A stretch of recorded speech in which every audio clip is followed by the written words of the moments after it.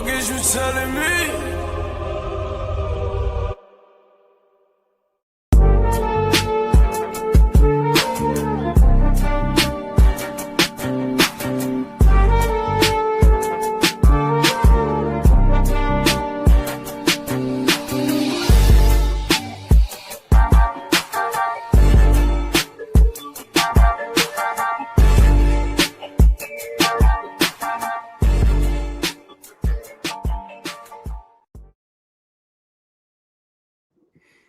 Yes, sir. You were tuned in to episode 10, Throw the Hook podcast, man. It's your boy G5 Jeff TV, aka G5, aka 5, aka the Guru.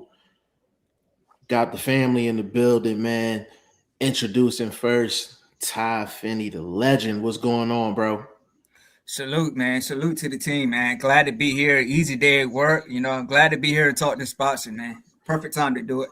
Yes, sir. Yes, sir. And I got everybody's favorite OG, my OG, Big Bro, Boxing First Vlog in the building. What's going on, baby? Oh man, feeling Devin there. Glad to be in the atmosphere. Yes, sir. Yes, sir. Yo, we got so much to talk about, bro. Like, we got so much to cover. But I love these opportunities because we really don't know how the show gonna go. So, like, it's these be the best ones, man. These be the best ones. But we had some exciting fights over the weekend. The most exciting one was Dalton Smith getting a major upset over Subriel Matias. But before we get started, we are going to go over some news and things like that before we get into that topic. As people are coming in, as we get some people to come in, y'all know the drill. Say what's up, put a 1 in the chat if we sounding crispy.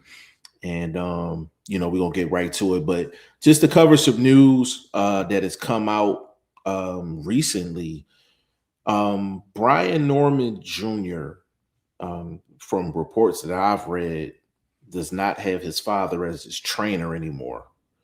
So that news has come out. Am I 200% on that? No, but that's the reports that I've been reading. If that's true, Vlog, like what are your thoughts on that, in the sense of some of the boxing that we grew up on were with fighters that had their fathers like in their corner for like most of their career. So like, just hearing that news, like how do you feel about that? You on mute, baby. You on mute. When you look at careers like that, sometimes you need an adjustment. You had a stumbling block in front of you. Y'all both stumbled. Y'all both missed the opportunity. A change could be in order sometimes. You know what I mean? You might need a different voice.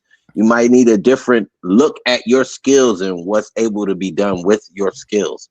That Pops could be in that line or in that lane, and he just stuck in that lane because it's worked so well for Pops as a trainer.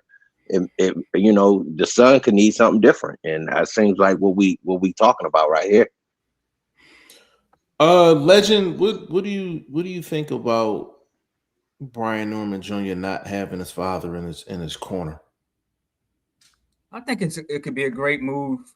Like I don't exactly remember what was said in between rounds, but I was hearing that Senior wasn't given the best instructions. Like, he was just saying, go get him, what you doing? He don't got no power, things like that. And then Senior also, man, like, he's been on a lot of podcasts. Like, to me, it seems like he can't take constructive criticism of his son. Like, he be on a lot of podcasts, like going off on these guys, talking trash. So I do think Norman's very respectful. Junior, he's very respectful, but Senior, he's the one doing all the talking and at the press conferences and all that. So I do think that, Junior definitely might need a different voice in his corner. Like, now, Senior can still be there, but not as the head trainer. Yeah, both of y'all brought up some good points. Do you think it's fair that Pops is not the main guy in the corner just off of his advice in one fight? It could be his advice over several fights because he's been in kind of, risky situations in a few fights before, being clipped, not being as defensively sound as he possibly could be. So I think it might be a totality of things in this big, super, big fight for him. Major, it would have been a great victory, even with Devin coming up in weight. It still would have been a great victory for Brian Norman because just showing that he's able to deal with diversified styles and able to overcome those styles. So him not being able to beat that boxer and put that boxer on his fanny at least one time, I think you can look back at the trainer in those situations because he wasn't able to take the tools that Brian Norman Jr. has and put together a casserole dish and feed to the opponent, make the opponent full and not able to make it around in the ring because he full, he getting too much. You understand what I'm talking about? No, I definitely understand that for sure.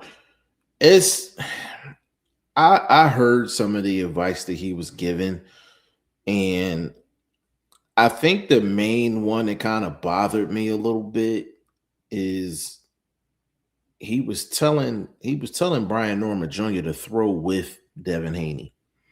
And Legend, I think we talked about this off camera before, but in terms of being technically sound, I think we can all agree that Devin Haney is the more technically sound fighter. Now, even though Devin Haney's not known for his power, you really don't want to throw with a person that's technically so much more sound than you, because more than likely they're going to beat you to the spot. Devin Haney's got the better feet. Feet's probably in better position. Hands is in better position. Devin Haney's a little quicker than Brian Norman Jr. as well. So when I heard Senior telling Junior to basically, he was saying it before the fight even started, like even in the buildup, he was like, yo, we throwing with you. And I'm like, oh, I don't know if you want to, I don't know if you want to do that, because that, like Haney, if he's not going to do anything else, he's going to be technically sound, throughout the course of a fight. So that, I think that was the biggest advice that he gave his son.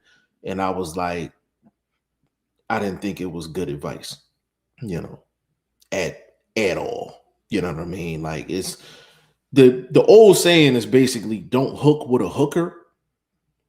But then in that same sense, you don't want to throw with a person that's more technically sound as you as well. My main advice for him in that fight, as a trainer, as a voice in the corner, be first and last. That's the worst thing, or that's the least you can do in this particular fight. If you're dealing with a dude that's footwork placement is better, let's say accuracy is better with the punches, at least be first and last with the work rate. I think that it could turn over. It could have turned over for him in the judge's eye, especially in some of those late rounds where he could have been catching up on the card. I didn't see him finishing a lot of those exchanges, at least with the effort, even if nothing landed, but fighting out of the tie-ups and things like that. Like I said, maybe like you said, it could be time for a different ear. Just definitely, time for a different voice. My bad. Yeah, and another thing is that Senior's the only one that's really in the corner. Like, even with Devin Haney and his pops, Bill Haney always makes sure he has a plethora of boxing minds, not only in the camp but in the corner with him as well. But a father knows his son, so he knows his son. If it's too much chirping, he's not going to follow anything at all. So maybe that had something to do with it all these years, and then just probably knowing a little bit about the inside of boxing, him not wanting to give over control like that to kind of lose a tether that he has with his son. So if I keep my son close, I nothing can really come in between us. So it's nothing wrong with that either. You know what I mean? But if you looking for growth and y'all fell into a stumbling block, maybe it could be time for a change. Even if he took a temporary step back, you know what I mean? Let his son fly on his own. You never know. He might fly right round in a circle and come back home. Yes, you dealing with father son. It's risky business. It's risky business. Not only from the family standpoint, but in a personal standpoint, but just from a boxing standpoint as well. And we've seen so many fighters come into the game with their fathers, and a lot of them stay with their fathers. You know, Danny Garcia and Angel Garcia. And to be honest with you, I haven't heard too many times Angel Garcia give out some really, really, really good advice to Danny. I think Danny goes in the ring and figures a lot of that stuff out on his own, you know. And then you got Bill Haney and Devin Haney. Um, you have who else? Zab Judah and Yoel Judah. And Zab got away from his dad a couple times too. So, and amongst a bunch of other fighters. Orders. The Porters, yeah, Sean Porter, Kenny Porter, so we've seen our fair share of fighters and fathers, but that one I felt like they should just bring somebody else in just to give another eye. I think just to have his father there like Dolo, eventually you want Brian Norman Jr. to take it to the next level. And Senior has to have enough confidence, just not only in his son, but in the program to be able to bring somebody else in that can be a extra set of eyes and possibly take him to the next level. But like Vlog said, hopefully they'll be able to circle the block, and they might end up back together. But I felt like that was an very interesting news that came out. And I want to touch on one more thing before we get into Dalton Smith and Subriel Matias. Did you guys see the interview with Keyshawn Davis and was it Roy Jones and Andre Ward? No, I ain't see it. You ain't see it? No. I've seen clips of it. Clips. Yeah. What you want me to say, man? So the main thing that I want to take out of that, and I'm mad I don't have the clip, but basically Roy Jones asked Keyshawn Davis, did he feel like he outgrew 135? And he said, yeah, but he said the reason why he missed weight by 4 pounds, he said he was going through some personal stuff, and he was drinking. He couldn't lose the last 4 pounds because he was drinking pretty much the whole time. And it kind of reminded me of Broner, bro, great minds think alike, because every boxing generation has a Broner-esque fighter. This generation of fighters just found their Broner. That's all that boils down to. You can listen to him talk. This dude has lost so much common sense, so much. He hasn't matured through his 11 fights, 12 fights, how many ever fights he's had. He has not matured. He's not a good representation. I don't wish him any ill will in the boxing ring. He does have some skills, but what he's doing outside the ring, how he handled his business with the boxing in his last situation, it's terrible, bro. And there's no excuses. I don't want to hear you drunk. All right, bro, it's been a lot of people that touched a little bit of money from in their life. Everybody haven't thrown it away and almost fumbled their opportunities. You know what I mean? You lucky. You still got a decent little camp around you as far as some of the names that tend to be close to you in this boxing game. Man, you just consider himself lucky, bro. But I'm not a big fan of his character and his antics. Like I said, like you said, you brought up Broner. I was gonna bring it up if you didn't, or Finney didn't.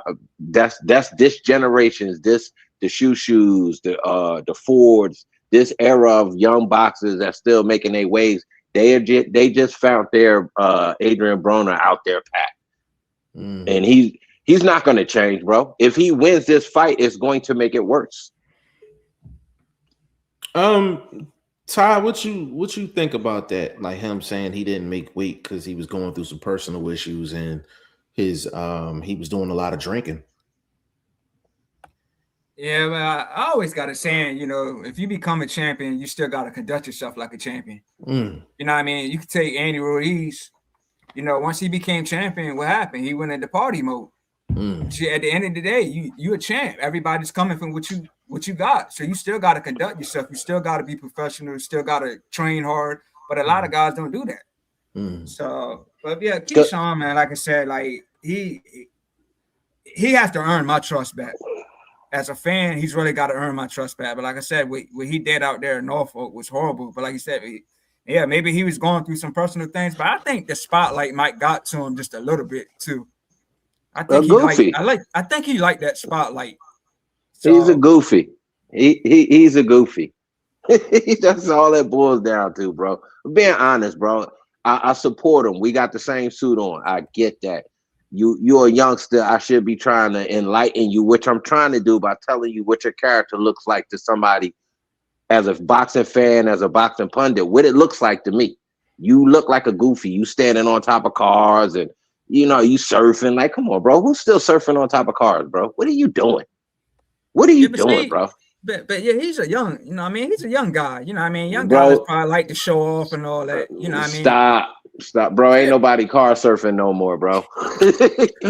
Ain't nobody car surfing no more, bro. Stop. And I'm a double OG, and I can tell you that, Pimpin, because I keep my ear to the street. You understand me? I know what the wiggling is going on out there, baby. And ain't nobody sitting on top of a car trying to promote a fight with no surrounding support, no really nothing going on for that moment to happen. And that's what he's been doing.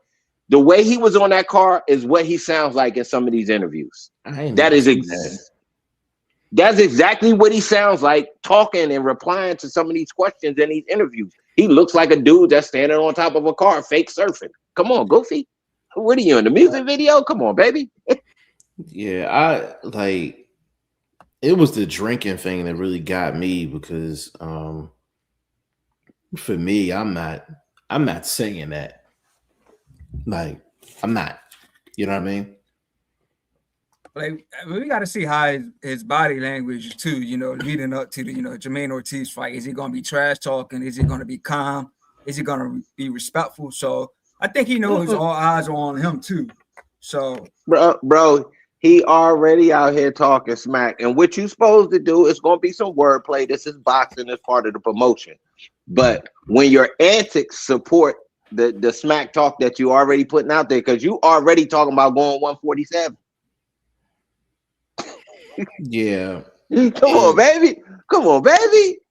Yeah, because if my thing is this, like, okay, everybody goes through personal things and all that, and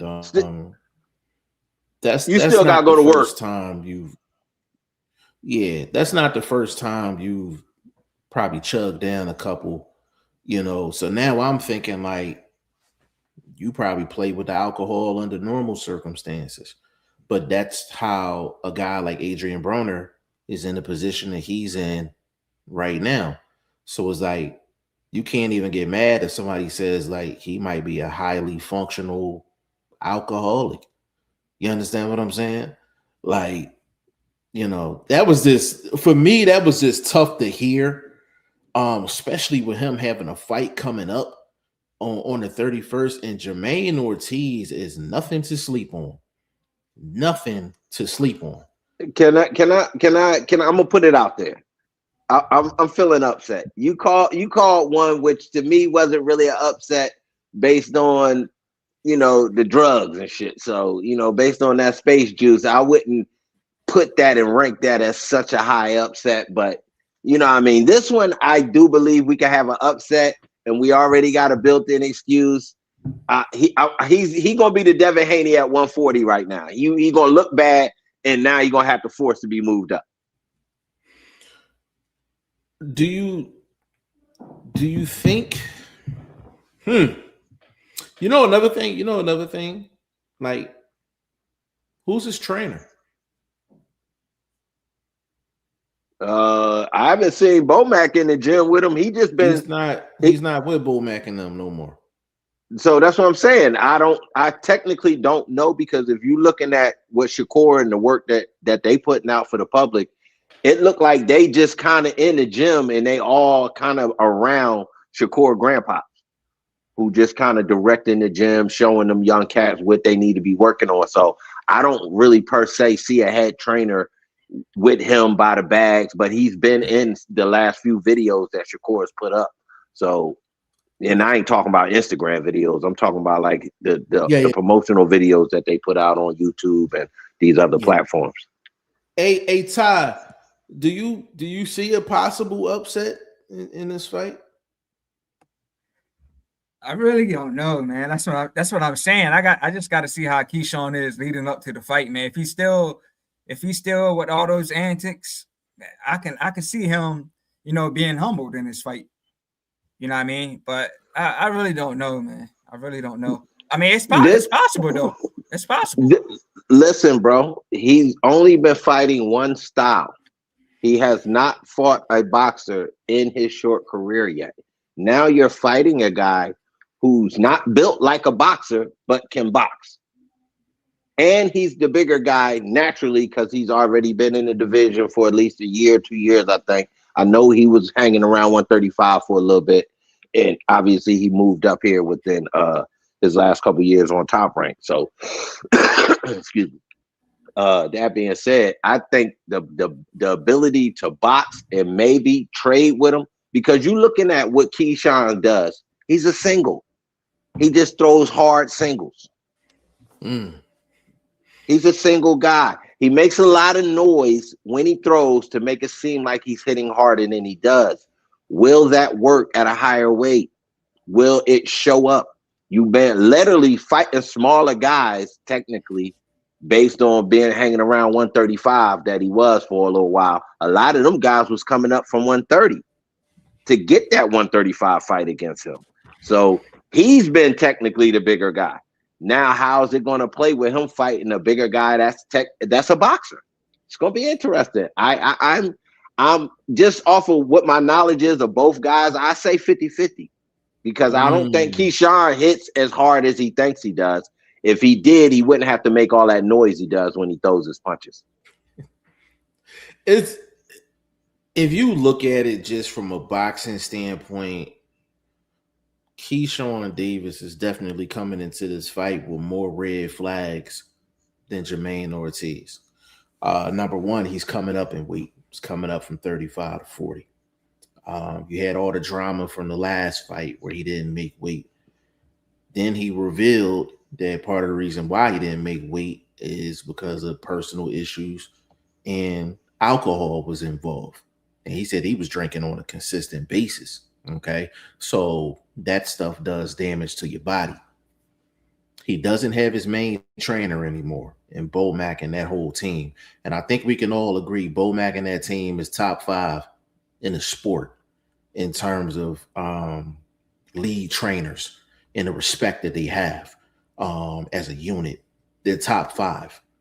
We don't know who his trainer is now. I don't know who his trainer is now. It ain't Bo Mack. It ain't Bo Mack and that team. So whoever it is, it got to be somebody from probably his hometown or something like that. Also, he's with Jay Prince along with his brothers. And that's added pressure. He's a co-main on this big card. That's an issue. That's 7. That's 7. Jermaine, and then on top of that, Jermaine Ortiz, like you said, Vlog, Jermaine Ortiz, he's a good boxer, but my only issue with Jermaine Ortiz, he doesn't open up enough offensively. He leaves a lot of food on the plate. You know what I'm saying? So I would like to see him turn up a little bit, but there's a lot of red flags for Keyshawn Davis coming into this fight. You know what the odds are for this fight, Vlog? We can definitely find out. Give me a second. Okay, we'll get the numbers too. You know they coming, so yeah. Don't rush a player. No, I got you. Let me look them up real quick. El Broadcast Del Boxio. What's going on? Salute to you, man. Appreciate you stopping through. If you're not subscribed, please subscribe.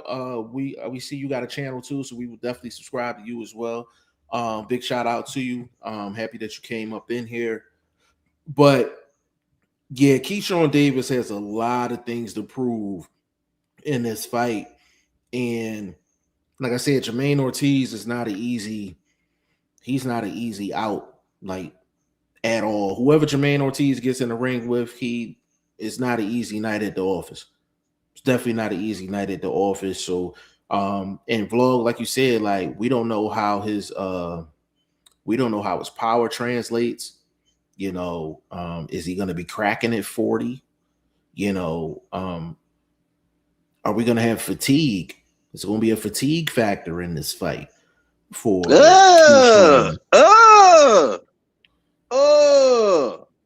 this is disrespectful. This is disrespectful.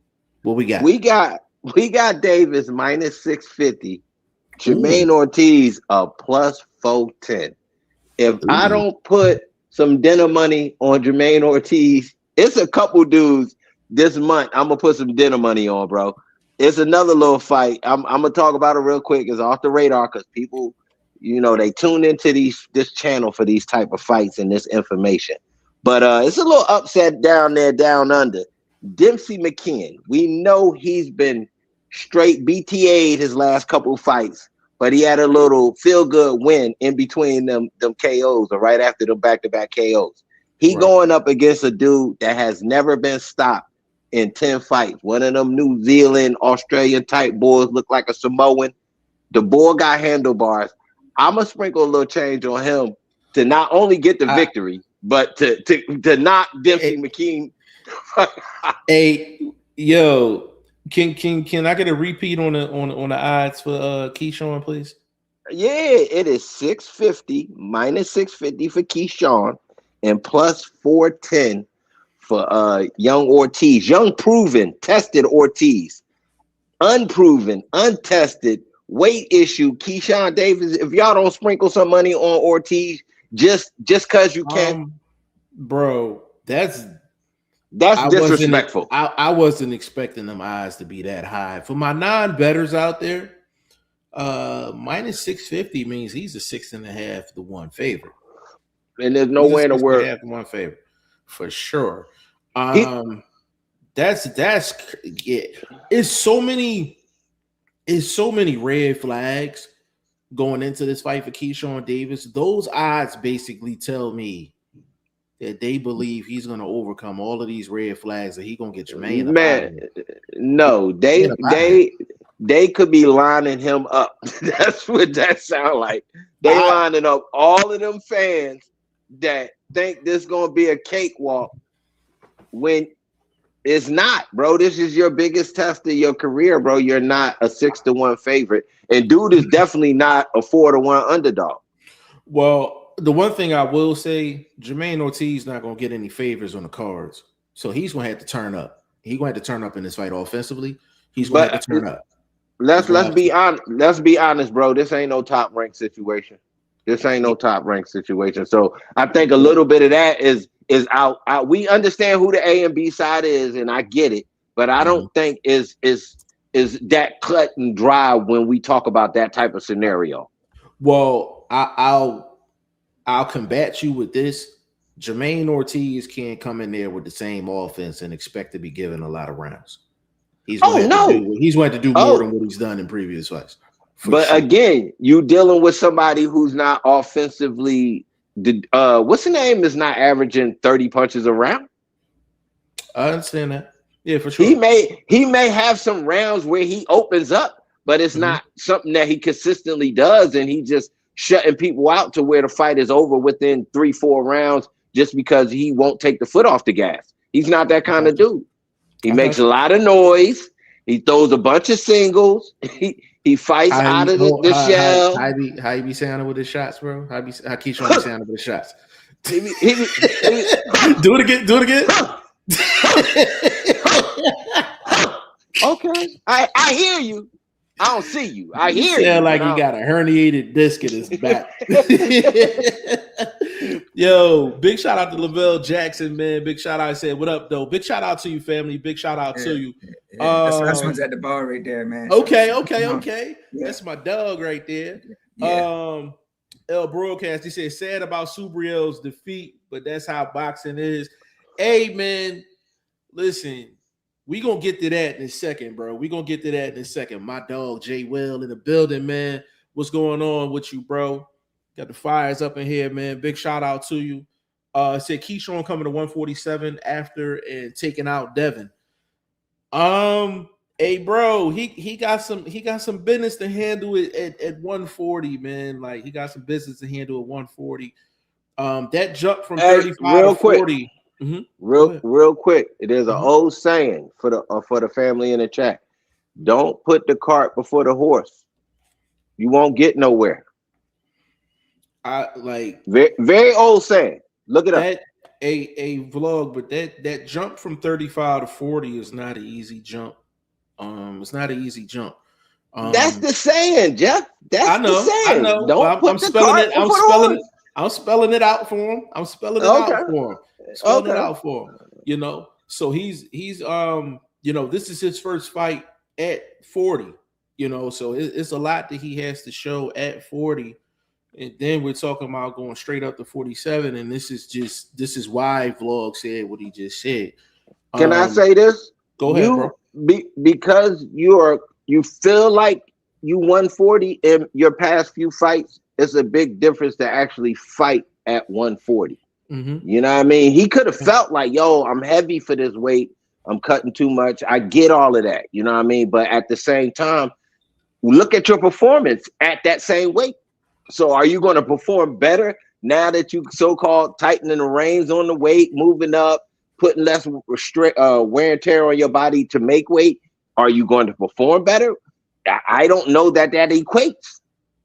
Yeah, and that's what makes this whole situation so intriguing, you know, because, you know, at 135, you know, guys might be rehydrating to maybe 150, something like that. You fighting at 140, you fighting guys that's 160 and up if they rehydrating 20 pounds, you know, for fight night. So, you know, that's a big difference. You know, that's a huge difference. Taking them shots at 135 versus 140 and 147. So and let's say both of these two guys that are about to fight at the end of the month were both at 135. Ortiz was still the bigger guy, just naturally. He's still the bigger guy. So that's an overcoming in itself. You know, while moving up. You know, but you know another thing though about Jermaine Ortiz, even though he's the bigger guy, he has to actually showcase that in this fight. Like he has to make it be known that he's the bigger guy. He got to fight like he's the bigger guy. Okay. Does natural intimidation stop that? You just because you don't know what's there, don't mean you don't recognize it's there. No, I'm with you. I'm just saying, okay, in order for Keyshawn Davis to respect what's in front of him, like Jermaine Ortiz is going to have to fight like he's the bigger fighter. Sometimes he don't fight like he's the bigger fighter. Sometimes he fights like he's the smaller fighter. And I think that's why I still disagree with them odds. But them odds, those are big odds. Those some big odds. But hold on, let me get in here real quick. Hey man, you changed your link up too. Definitely subscribe to In This Corner podcast, man. You see the link right there. You know what I'm saying? Definitely go subscribe to him. Lavelle, he said, I don't feel bad for Juice Brielle one bit. But see, that's the thing, bro. Like, whenever somebody tests positive for the space juice, man, like we don't take, hey, you know what, real quick before I get into that, you know, I got DM'd earlier today. Because I said space juice in the video. So somebody DM'd me to point out, Vlog, that's your word. That's your phrase. So I had to politely tell that person. I said, I'm well aware of whose phrase it is, but I'm like, I like the phrase, so I'm using it. You just go ahead to deal with it. I'm not gonna say who it was. You just go ahead to deal with it. This is futuristic, so I mean, only thing left is for us to go in space. They getting this shit from somewhere. Bro, Like the dude was coming at me like I put that joint on some shirts or something, and I'm making some bread off of the phrase. I said, bro, I just said Subriel Matias was on the space juice. I was like, I mean, you want me to put a disclaimer down saying like this phrase is sponsored by Boxing First Vlog? I don't have a problem with that. But I'm like, damn, I said, you gonna DM me with that? Like, that's crazy. I was like, that's nasty work. That's nasty work. You know what I mean? That is nasty ass work. But no, I like it's crazy, man, because it's like you hate seeing that with any fighter. Like we don't take no joy in talking about space juice. We like to talk about the actual technical stuff and strategies that go into winning and losing fights. We don't want to be talking about space juice and different types of space juice and all that. We don't want to talk about all that. But Subriel Matias, now he showed a lot of heart in that fight. But the way he performed in that fight, now it makes you question some of them past fights too. Because he looked completely different. Legend, am I lying? Am I lying on that? Nah, you ain't lying. Like, you know, I've seen Matias fight, man. So now the question is, has he been on the space juice for all these other fights? That's the question. Well, he just finally getting popped. A vlog, and he started out on the back foot. He started off the fight on the back foot, bro. Hey, listen, you saying that while we know he doesn't open up and throw the 30 and 40 punches around in the first and second rounds, but he's also coming forward in the first and second round. He wasn't coming forward. I don't even think, bro, he did not break a sweat. If y'all listen to my reaction video, I had to think watching that fight, did I even see him wet coming out the back? No, he was not, bro. He had his eyes down. He was almost like he was kind of zoning into the fight, but it was almost like he was zoned out too. And he had to get hit in the mouth to wake up. You want to know how he fought? And I hope I'm not wrong for this comparison. You remember when Antonio Margarito got caught right before the Shane Mosley fight? And Margarito fought that fight and he just looked lost. He just looked lost. He didn't look like himself. He just looked lost. Am I wrong for comparing it to that? Like Subriel Matias just looked lost in the fight. Like forget that he got knocked out. He just looked lost. Hold up. We had a fighter just recently go through the same sort of scenario, came out victorious in the fight, but he didn't fight the same. And we talking about Ione, the little hand wrap situation. Mm-hmm. So it seemed like it once y'all change up what they used to doing that gives them an edge, it affects these dudes. Ryan Garcia went through the same thing. He literally got outboxed, outpunched. I'll give you another one. Tito Trinidad, before he fought B-Hop, his situation, he got caught. He came in that fight. He didn't look the same. He just didn't look the same. And that's what makes you question these people in their past performances. When, let's just say Subriel Matias was on the juices for a long period of time. Let's just say 2 years, right? And he comes into this fight and fights completely different and gets knocked out too. It's just going to open up the floodgates. It's going to open up the floodgates. Like, we're going to question everything now. You know what I'm saying? We're going to question everything at this point. You know what I think this does too? I think I hope that this helps people take a step back, meaning the fighters. Like, yo, the results is, if I get popped, I'm still going to be forced to fight because I got to eat, feed my fam, whatever. It's not going to be good. You can look back at history, shows you what results are happening from these dudes going into these situations after the janky shit. No matter what it is, whether it's the additives, whether it's the supplemental wrap type of situations, you know what I mean? All of that sort of stuff that we've seen across the board in boxing, the dirty boxing that goes on, you know what I mean? A lot of this stuff, when people start getting popped and clipped and it's affecting their end results, and that means their performance, they're going to take a second and third look at whether they're going to be using the supplements. And that's what we are. We'll say supplements for the show. Yeah, for sure. Willing 1000, big shout out to you, family. Salute to you. Said salute, fellas. Keyshawn is going to tap Ortiz chin. Jermaine's chin is a little shaky, and Key is quick, aggressive with pop. So with that, let me dive into that statement real quick. So Keyshawn is a very explosive fighter. He's a very explosive fighter, and his explosiveness is why he's such an appealing fighter. It doesn't matter who the fighter is, whenever fighters are jumping up in weight, you always have to kind of wait and see if it translates.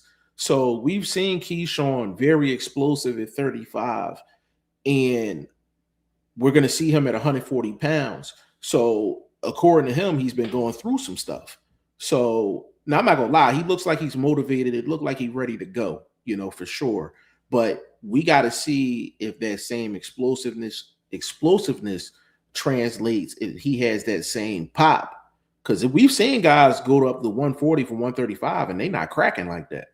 Like, we've seen that, in the past with other fighters that make that jump. That jump from 35 to 40 is nothing to play with. So I'm looking to see if Keyshawn actually has that same pop coming in at 140 versus 135. Hey, Legend, what you think about that? Yeah, like I said, I think it all depends on like I said, I'm just looking for his body language. Like I said, I think he's gonna come in and get the job done. Because like I said, I'm just not the biggest fan of Jermaine Ortiz. Like I said, I don't think he's that offensive in this fight. So I'm expecting the Keyshawn to win, but like you said, it's still a lot of questions. How's he gonna look at 140?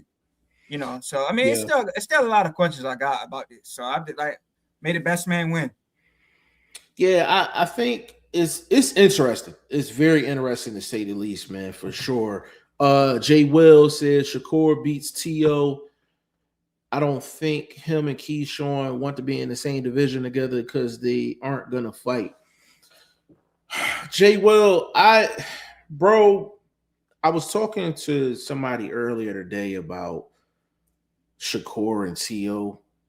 Like, my boxing brain says T.O. like Shakur is going to win this fight. But if Shakur gets beat, it's going to be to a guy like Teofimo Lopez. But I'm going to tell you why. In order to beat a guy like Shakur, you have to have a little bit of everything. You got to have a little bit of offense. You got to have a little bit of defense. And I think the main thing is you have to have a boxing IQ and you have to be athletic.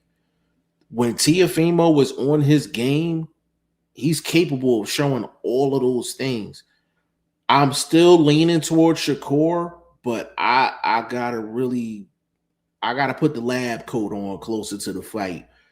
But it's really gonna be, I know Shakur is gonna show up. The question is going to be, is T.O. going to show up? If T.O. shows up, and I'm talking prime T.O., we going to have a crazy fight. We're going to have a crazy, crazy fight.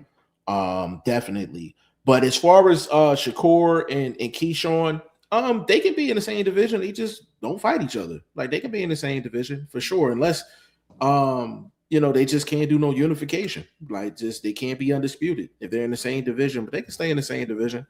You know what I mean? Jay Will, he said, I'm really interested to hear you guys' thoughts about Eddie and Boots not taking that 60-40 from Oscar. Legend, you want to go first on that and then vlog? To me, the fight should be 50-50, man. Ain't no 60-40 fight, man. To me, even though I know the fight would be bigger if both guys, were world champions at this, at this weight division, but still, this is a fight that I've been calling for years. And Boots came to the man's backyard, got in the ring, went face to face with him, had some words with him, and then you got Virgil Ortiz on podcast saying he don't have to fight Boots and all that, and then now you got Oscar, not doing 50-50. So to me, it just sounds like Virgil and Oscar don't want this fight, and they're saying these things on camera. So to me, it's saying they're scared or risk that You know what I mean? But to me, that's the biggest fight. Even though the guys ain't the champions, this is a fight that the fans want. It's a fan-friendly fight. It's going to be a good fight, explosive. But from what Oscar is saying and what Virgil's saying, just looks like they're ducking. I wouldn't do 60-40 either. Bro, you right in everything you said, but we just gotta be honest, bro. And just when somebody knows they can't beat somebody, the English language allows you to talk around that fact. Because the English language has all these words in it. I don't know about no other language because I don't talk nothing else but English or speak anything else but English. This language allows you to talk around something with as if you're being direct about it, because you can put all these additives in and jumble up these phrases instead of just saying, yo, we can't beat him. We don't want to not make money off of not beating him. So we want to get paid more for an L. All right, then just say that. Maybe the man will come into your backyard and give it to you at your house. That way you can go right upstairs and go lay down. How about that? Let's do it in Texas. Let's do it in Texas. Like, that's what you want. Like, I mean, come on, bro. This like it's too much. That's why he up there every day with all of that. He talking about all the options he got. He talking about who he got on his side, as if they got some other platform to put this dude in front of.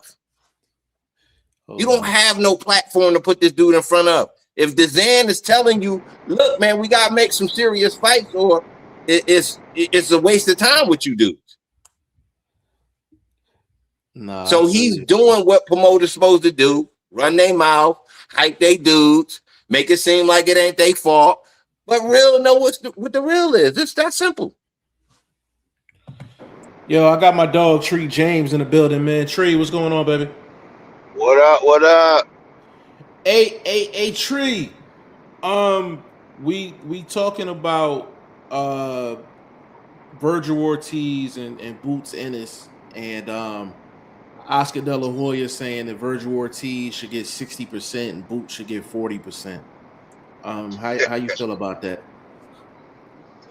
I mean,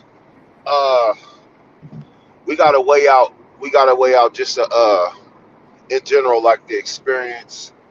Who's the A side? Is Virgil the A side and Boots is the B side? What? That kind of depends. That's disrespectful. I'm just asking. I'm asking, vlog. I just want to know who's the A side and who's the B side, because you never know. But the talent tells you who. But me and G. Tree, hold up. Tree, let me finish. Yeah. The eye test tells you automatically who the A side is. Okay. A vlog, but see, here's the thing though. Like, I know what you're gonna say. I know what you're gonna say. No, in terms of talent, like, yeah, like Boots is the more talented fighter, but in terms of Oscar, like, here's the thing with Oscar, like, and correct me if I'm wrong. All y'all can touch on this too. When it comes down to Oscar De La Hoya, I haven't heard Oscar mention nothing about purse splits in regards to a potential Errol Spence fight. Right? I haven't heard it. Virgil Ortiz is the interim 154-pound champion. Am I correct? Interim 154. Yeah, but real quick, old boy getting ready to fight Xander Zayas for the unification, so he back. Yeah, but he's not the interim champion on Xander Zayas' side though. It's on Fundora's side. No, he's the interim champion for Basu. No. Listen to me. He's the interim champion in Fundora. Oh, Boots is. You're right. My bad. You're right. Boots is for Basu. Yeah. So that's what I'm saying. Like, and this is going to Oscar and him trying to make a point. He's trying to say, hey, we have other options. We have Errol Spence in Texas, right?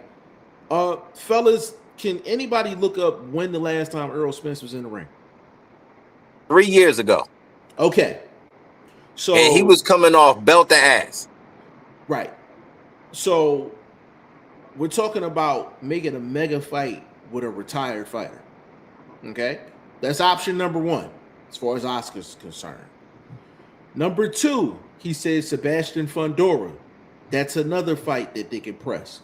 Now, here's where Oscar De La Hoya is making me scratch my head. You guys are the interim champion at 154.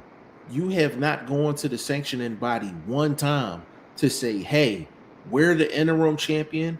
We're trying to become the full champion. We want to force the fight with Fundora. Have we heard Oscar do that? No. And to cap off my thought, Oscar hasn't mentioned nothing about no purse splits in regards to Spence. He hasn't mentioned no purse splits in regards to Fundora or any other fight for Virgil Ortiz. The only fight that he's mentioning purse split 60-40 with 5% to the winner is for Boots Ennis. It sounds like a duck, man. It sounds like a duck. Yeah, when you put it like that, it definitely sounds like a duck. It sounds like a duck. But I'm like, here's my problem. And I talked about this in a video. I dropped it. It was either today or yesterday. Don't have this speech, and this is for Oscar De La Hoya. Don't have this speech about you're not supposed to put your fighter in a corner and limit his options and all this and all that. When you flew Boots and his whole team out there to LA for the Lubin fight, you called him in the ring. Boots went like this. It's time. It's time. So don't go through all of that. And then when you get to the press conference, you're talking about Spence. Spence ain't go to LA. Spence ain't go to the Lubin fight. Spence ain't hop into the ring after the Lubin victory. Boots did. Because I'm like, at the end of the day, I'm like, Oscar De La Hoya works for Virgil. Virgil, if you want the smoke, you tell them, get the contract done. And Vlog, and I'm going to let you speak on this, but I'm going to give you the alley-oop real quick. The zone is going to be a big reason why this fight happens. Vlog, can you tell them why? Say that again. The zone is going to be a big reason why Virgil Ortiz and Boots Ennis is going to happen. Can you tell them why? Because the Golden Boy contract coming up to an end, and it's because they're not doing fights like this, so they're almost backed in a corner to be able to pull this fight off. Now he's still trying to make it where it's more beneficial to his side, which business wise I get it, but you're not giving us the reason why you're doing that. If you were honest to say, like, look, we're not looking at coming out very victorious in this fight outside of being financial. If you were that honest, I actually think the zone might cut you dudes a break and you know, I mean, backdoor some money into the situation as far as the payout to the fighters. So real quick, a Tree. So if Virgil Ortiz and Boots Ennis goes down, where do you think the fight should be? I think it should be in a neutral spot for sure. So it could be an even playing field for both of them. Because if you try to go to any one of them two hometowns, if you go to Philly, we know what's gonna happen. Where's Virgil from? Texas. Where's he originally? If you go to Texas, we know what's gonna happen. If you go to Texas, we know what's gonna happen there. So I think it should be an even playing field. Vegas. No, this the problem. This the problem with that. Virgil Ortiz don't got that fan base that travel. Okay. You have to put him in that region, and he's not even a Vegas fighter. I don't think he's ever fought in Vegas. A Vlog, and the thing that's funny, I got told earlier today that Boots is a nobody. He's a no name, and Virgil Ortiz has a name. That's what I was told. My DM's been my D. I don't think Bro, y'all realize. Hold on, real quick, people, bro. you know what that is? People hate greatness. They That's do. all that is. It's because the people that they like don't have those abilities, so they hate it. That's all that boils down to. Let me say this real quick. I know y'all like we do the Throw the Hook podcast and all that. We try to get on here as much as possible. I don't think y'all understand the side shots that I be getting off camera. Like the TM, my DMs today consisted of Tree. You wasn't in here, so I got a DM today. I did a video saying that Subriel Matias was on the Space Juice. I had somebody DM me and said that Space Juice is Boxing First Vlogs phrase. I had to respond and say, I said, I'm well aware of that. That's big bro. I think I had permission to use it. I ain't put it on no shirts or nothing. I haven't made no money off the phrase. I haven't trademarked it or nothing like that. I think I'm okay using it once in a video. Like, it's cool. And then I had another DM that basically said that Boots is a no name and Virgil Ortiz is the one with the name. So it should be 60-40 Ortiz. And I'm like, all right. Can we be honest? Virgil Ortiz has what I would like to say is a natural fan base. Because of his ethnicity, he has a natural fan base. Whether he's good or bad, I think he'll be supported to a certain extent. Now, will those fans travel to Miami? Will they travel to the Barclays Center? Will they travel anywhere outside of LA, Houston area? I doubt it very seriously. He might be able to get half the house in Vegas, but with such let's just say high level celebrity type of status, that's gonna be hard to really get your natural fan base there. His natural fan base is that working class, and there's nothing wrong with that. I'm working class. I'm not being disrespectful when I say that, but is that fan base really committed? Let me read this last comment. Jay Will says it's a shame that fight probably won't happen in 2026. To be honest with you, bro, I think it is going to happen in 2026. I think it is going to happen in 2026. Because I think at the end of the day, Virgil Ortiz ain't gonna be able to fight unless it's Boots. You know what I'm saying? But a legend, real quick, do you think the fight makes more sense in New York or Vegas? And in terms of talking about, I'm talking about like turnout, like actually like selling out the joint.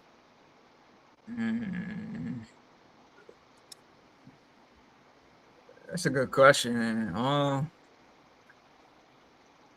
I would say Vegas. Vegas?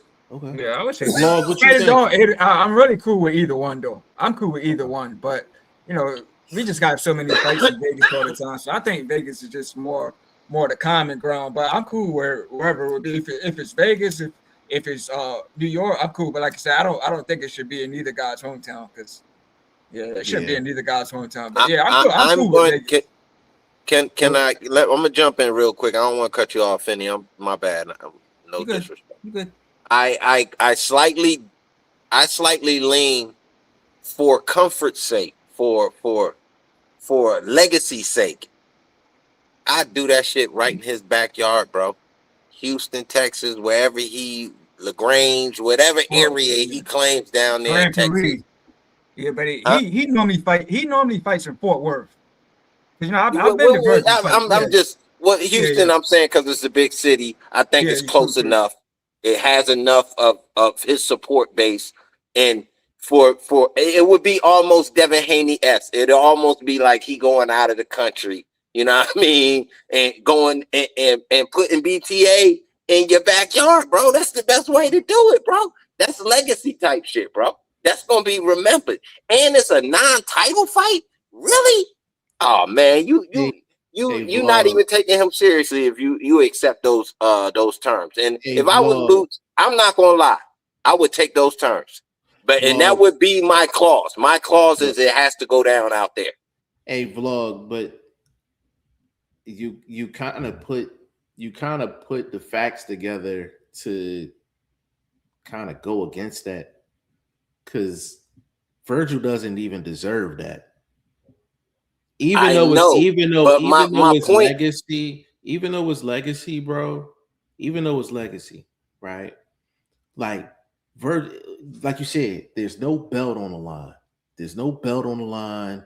There's no unification. There's no undisputed. None of that. And on top of that, bro, real quick. And on top of that, Virgil Ortiz hasn't done anything to deserve that type of an advantage. It's not an advantage if your skills don't support any of that outside stuff. He's getting knocked out if he fights Boots Ennis. It's not going past 7. I believe Boots would take care of Virgil Ortiz anywhere on this planet, but that's not my point, though. He don't deserve that opportunity. This is what I'm saying. All you doing is you're making the fighter pay for what the promoter's doing wrong. That's what it will boil down to. Now I got to go spank your boy. See, but they're not even offering. They're not even offering Texas. They're not even offering Texas. You know what I mean? I'm speaking. There is no site because he's not even offering a contract. He didn't put none of that in paper. If he had that in paper, he would have had it on camera. Like, see, I'm ready to fax this over, or whatever they do, scan it over, or whatever they doing nowadays to get them contract to the next to the opposition. He would have been ready to do that. He's not ready to do that. But I think you're saying that because you got that much confidence in Boots. I get that. But what I'm saying is that's not realistic, because I'm like, I don't think having it in Philly, that just don't make sense. And having it in Texas don't make sense because we don't trust either place. Like a fight that big, you're not gonna. The last time we've seen something like that, bro, is I'll take it back. Bro. When we had, and this was belts on the line too, so I can't. We just saw it. Devin Haney just went to Australia and did it. Yeah, but that was different though. Why is that different? Because of the opponent. The opponent. This is more competitive than that. Hold up, bro. Virgil Ortiz is the George Kambosos of the 154-pound division, bro. Listen, bro, stop that, bro. Hey, Legend, this is why I be having to walk real light in this situation. Come on, bro. Come on, bro. Listen. If the fight going down, let's just be realistic. We either talking New York or Vegas. Either one. That's what I'm saying. Like, which one makes more sense? Which one makes more sense? Because they're not going to put it in Texas. They're not going to put it in Philly. Like, we could play around with that all day. The best, the most neutral place would be Vegas, but I don't know if that allows a lot of his base to be physically supportive. I think somewhere close to him, LA, something like that, you know what I mean? Which still is can be a 50-50 sort of support place. I think both fighters can have enough of their crowd in the building. LA's been a half decent boxing scene, especially when they were able to get the weekend type of fights on. So, you know, that could be semi-neutral. You know, I know Boots and them ain't scared of the beach. Is New York too close to Philly? Yeah, New York too close. Is that what they would say? It don't have a big Mexican base. Yeah, I'm with you. Hey, bro, I gotta go back out and come in, man. I'm having some volume issues. I can barely hear y'all, so I'm gonna dip out. Okay, go ahead, bro. Ryan from the 6 in the building, man. Big shout out to you, bro. If you're not subscribed to Ryan from the 6, man, that's a sub you need to make happen. He's doing some great work over there for sure. Great work. Hopefully, bro, we can get you on the show, man. We get you on the show, or I come over there make that happen. But he said it sounds like Oscar doesn't want to fight. Virgil's manager just put out they aren't walking away from the table. Oscar is wild. I loved him as a fighter, but I hate him as a promoter. Bro, you couldn't have said it better, bro. I like Oscar as a fighter. He would fight anybody at any time, didn't duck anyone. He was like your fighter's fighter. Like he fought all different styles. He fought everybody. As a promoter, he's just, oh my God. Like as a promoter, he is on some other stuff for sure. Said salute to the panel, my guy G5. Smash the button, y'all. Hey man, smash that like button. Smash that like button, man. Ryan from the 6, man. Big shout out to him, man. Doing a lot of big things over there on his channel. He said, yeah, this fight got to be in Vegas. I think it makes the most sense in Vegas, simply because it's number one, it's a neutral site. Number two, if you're gonna build this up as a big fight, there's nothing that screams big fight like Vegas. And the one thing I will say is I think both crowds is gonna travel. I think Ortiz fans, I think they're gonna travel, and I think Boots fans is gonna travel. I'm not saying that they'll pack the house, but I think it'll be a really, really good crowd out there. And I think the celebrities will come out there to support that. And I think it'll do well in Vegas. I think they just need to figure out the numbers at the end of the day. And it's not about, even if they did 50-50, like, okay, fine, whatever it takes to get them in the ring,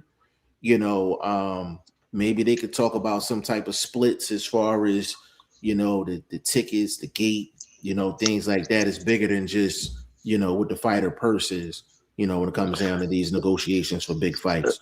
So question. If you Boots, you not taking the 60-40 right now? Nah, absolutely not. But I'm going to tell you why I'm not taking 60-40. First of all, I think Boots has accomplished more in terms of titles. Virgil probably has the better resume. I don't know how. How is that? How? We really want to go there? Are we going there? We going there? Yeah. We going there? Yeah. So how does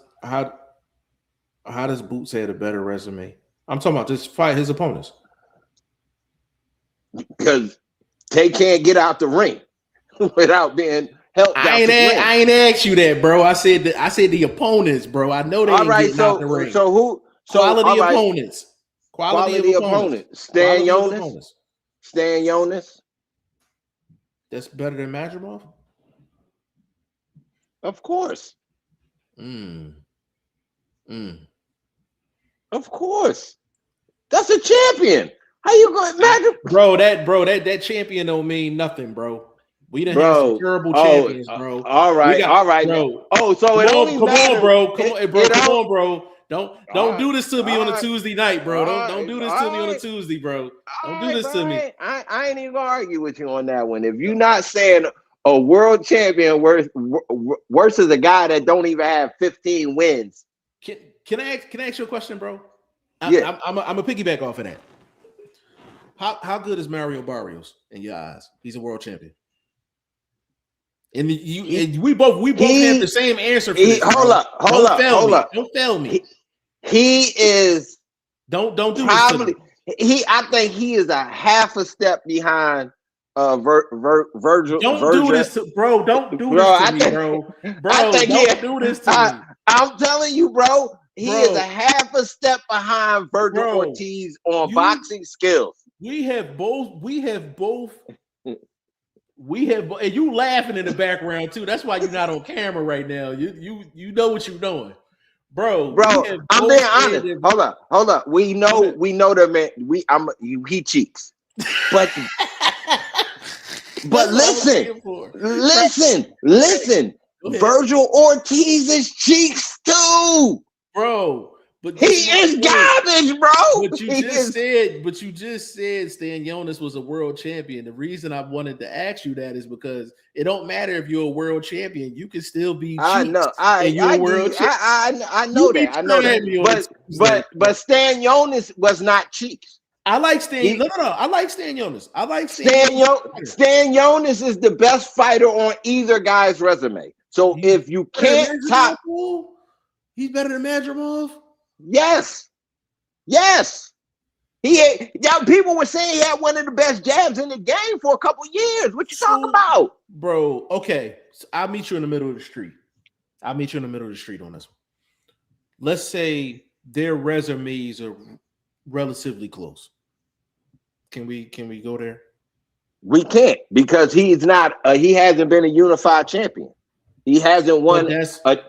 But we started off the conversation by you asking me, if you're Boots, do you take the 60-40 split? That's why you I know. I'm saying, do you take it on principle? No. That's why I said no, hell no. We different. We different. You gotta remember, you still talking to a street nigga. I still go over there and make this ain't the street though. I know, but you can treat the opportunity as a lesson to be learned for future opponents. Play games and learn a lesson. People act like money is the end all. That would be such a legacy move. But you got to look at it, bro. But I can see if Boots was negotiating on his own. He has a UK person negotiating. I know that. I know all. I understand all the that what I'm saying is not going to happen. I get it. But what I'm saying, it would be so sick if it was done just on principle. Look, bro, I don't care what the bottom line is. I'm going to go over here and do this legally and do this so disrespectfully that it's like people will never play them games again. They're actually people that think they can beat them will try to get in there and fight them, or not. He might need to retire. Because this shit is getting out of hand. This is getting out of hand. The reason why I won't entertain none of that, even in this conversation, is because there's no belts on the line. That's why I know. But I'm talking about the disrespect. I'm talking about. I got you. It's like Virgil Ortiz will be the physical form of Oscar De La Hoya. So Oscar De La Hoya is the one running his mouth. Virgil Ortiz had a few words after the fight. You could see how timid he was. He was like your little brother trying to talk tough around his brother's crew. You know what I mean? It's like, come on, bro. You the little homie. Just stop. You know what I mean? Like, he's not that guy. It's Oscar that's doing this, bro. This is Oscar's fault. I'm with you, but this negotiation is similar. This negotiation is very similar to Boots when he was negotiating with Brian Norman Jr. for the unification fight. This is very similar. But I'm going to tell you why, though. I'm going to tell you why. Every time Boots, Eddie Hearn, and that team tried to meet Brian Norman Jr. in the middle of the street, Brian Norman Jr. and his team kept on moving the goalposts. And that's the problem that I had with that negotiation. This one is going pretty much the same way. Like, you know what's the fuel for that style of negotiating? What is the fuel? Fear. Thank you. I said that though. I said he's trying to sell the O. I'm with you on that. He's trying to sell the O, but you're not gonna pay me 40% to take your O. But listen, check this out. 40%. Check this out. You know what it is also? They know he's not Ryan Garcia. Virgil Ortiz is not Ryan Garcia. L will hurt him bad. Without losing a world title. I don't think so. That's what Oscar De La Hoya thinks. Okay, all right. Okay, so that's a good point. Oscar might think that. That's a good point. Hold on. Let me get in this comment section real quick. Ryan from the 60 said, "Yeah, man, I'll reach out to you. We could definitely join you on the show. Yeah, for sure. Let's link up. Let's handle business for sure. Luke West in the building, man. He said, yo, what's good? What's good, y'all? Luke West, big shout out to you, bro. Glad you in here. He said, what we talking about? That 40-60 split for Virgil and Boots. Yep. That's what we talking about. To be honest with you, bro, like, I think if you notice, Eddie Hearn has been pretty quiet as far as the negotiations, which usually tells me that they're pretty serious on their end. I think the person that does the most talking in the media as far as the fight is concerned and the details and all that, they're not really serious. They're not really serious. Because at the end of the day, whatever split we're talking about, the zone is going to have to foot that bill. The zone's going to have to foot that bill. So now we got to talk like, nobody wants to lose money in this fight. Now, that fight obviously is going to be on pay-per-view, which I think actually that fight actually should do pretty well with a strong undercard. It should do well with a strong undercard. And it should get a strong gate too. It should get a strong gate as well. I think the celebrities will come out for that. And I think just the boxing fans in general will come out to that fight card. That undercard got to be strong though. That undercard got to be strong. Definitely got to be strong.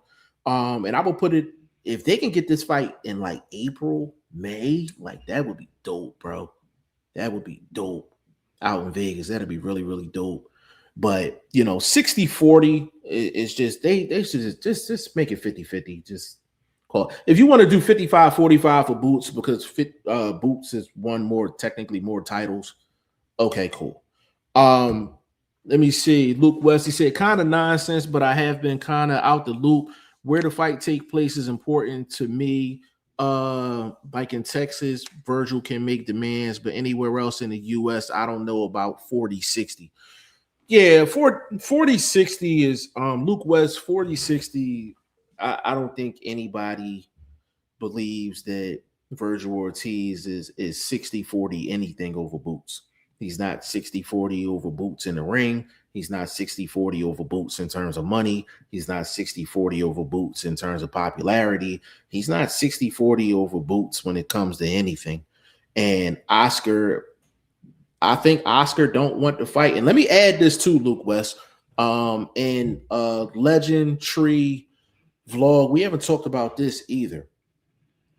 They know a lot about Boots because if you remember, Boots went over in that Canelo camp before that Crawford fight. So I'm pretty sure Canelo in that camp told them how nice he is inside that ring, outside of just his fights, period. Like, I think they're getting some advice like, yo, you shouldn't fight him. You know what I mean? Like, we got to look into that. We got to look into that as well. You know what I mean? Because he was right in that Canelo camp. He was right in that Canelo camp. But you know what? At the same time, what they were doing, they thinks it makes Virgil look good because he was the only one really openly saying, let's do it in front of everybody, while at the same time being like everybody else, ducking Boots, Crawford, Haney, all the rest that duck Boots. No, Crawford didn't. Beg your Say it pardon? again, bro. I said Crawford didn't duck. Crawford didn't duck him. Don't do that. Don't do that. No, don't do that. Don't do that, vlog. Don't do that. Yes, he did. No, he didn't. No, he didn't. No, he didn't. So when he was undisputed welterweight champ and Boots was ranked #1 by the IBF, that wasn't a duck for him to drop the belts and move up to 154.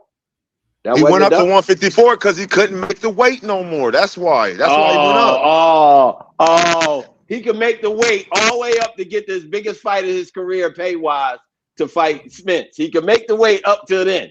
But the toughest fight of his career, he couldn't make the weight for. And then my man went up to 154.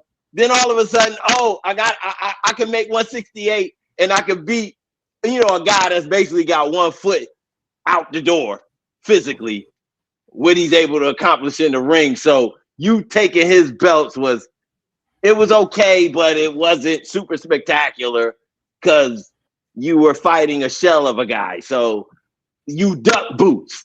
You duck Boots in 2 divisions. And Boots could beat him at 168. Boots could beat him at 168 right now. No, never. No, Crawford's too strong for that. No, Vlog, we can do this all day, Vlog. Vlog, you know we do this all day long, man. Stop it. You know that. No. The physicality of Crawford, no, that's not gonna happen. No. So, you know I'm gonna stand on that too. Hold up. All right, you talking physicality. We're gonna talk physicality. Yeah. Crawford knockout record to Boots knockout record. Oh, here we go. Crawford, nice. I think he in the mid, or he might be in the low 90s, 90 percentile. I think Boots is in the hot, is close to 100. I think he like 98.7, something like that. Who got the better resume though? Who got the better resume? If you're ducked by Sean Porter, hold up, bro. Let's be honest. He was associated with was it Salvation and them promotions that was associated with PBC. Salida. He's his Salvation promotions.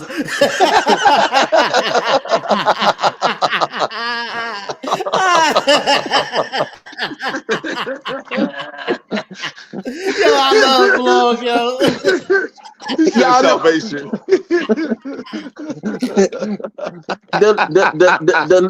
Hey, the Lord giveth and he taketh away. Oh man. This nigga said salvation.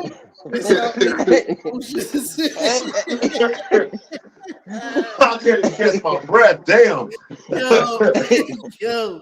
I gotta get in the comments, yo. Dog is Luke West said, yeah, that's a fact. He said, I think Virgil know that even without being told. He said, I don't know if I agree with Crawford ducking Boots. Exactly. He said, yeah, that's cap. All right, Luke West said it's cap, bro. Hold up. We have the same scenario right now. Okay. At the heavyweight division. Mm-hmm. Is not what Usyk did a duck when it comes to Fabio Worley? Is that not a duck? I didn't know that he wanted to fight. I didn't know Fabio wanted to fight him. But I'm gonna be honest with you. No, hold up. It's not that Fabio wanted to fight him. The WBO had him ranked as the mandatory number 1. Okay. So instead of fighting him, he decided to drop the belt and call out Deontay Wilder. Is that not a duck? It looks like it. I'm not gonna lie. That's how it looks. Same scenario. We talking about Crawford. Undisputed. Real quick. Undisputed at 147. You go up a matter of 7 pounds, not very much, to 154 and fight a dude that had less than 12 fights. But Madrimov was dangerous. But the resume showed that Madrimov was dangerous. I mean, they promoted him. So he took the less dangerous guy in Madrimov instead of fighting Boots. Hold on, Tree. Let me real quick, bro. To address the Usyk thing,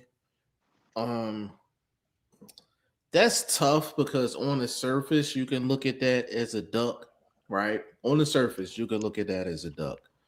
But let's be clear: like Usyk would beat Fabio Worley with no fist. Like he could beat him with 2 elbows. I don't think so. You crazy? I don't think so. You crazy? All right. Usyk is the Lomachenko of the heavyweight division. Fabio, listen. Fabio Worley won his last 2 fights by luck. Be clear, he was losing both of them fights, bro, to way lesser people. But what changes the fight? What you mean? One punch in a heavyweight division. One punch.